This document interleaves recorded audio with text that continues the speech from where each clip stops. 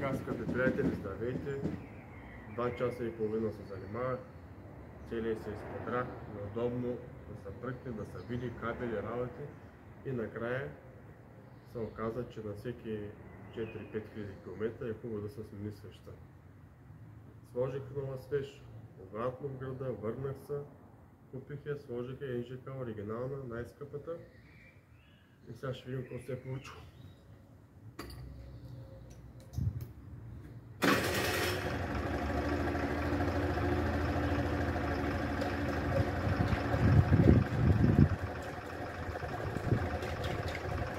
Виждате, часовник, първия път, с стартер, с манивел.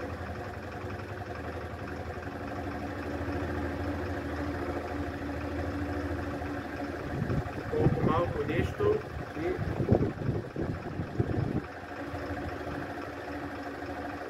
понякога трябва, грешките са малки и проблемът е малък, не е голям, ето виждате за какво става въпрос. Особено.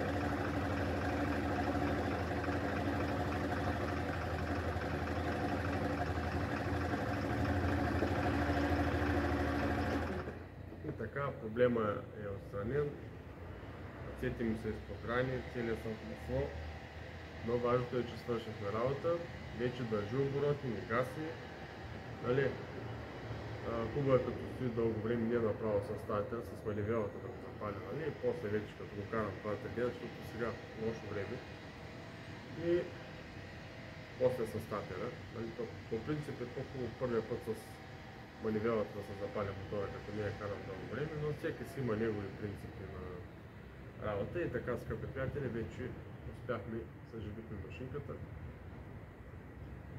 Оказва се, че не са чак толкова лоши новите машини.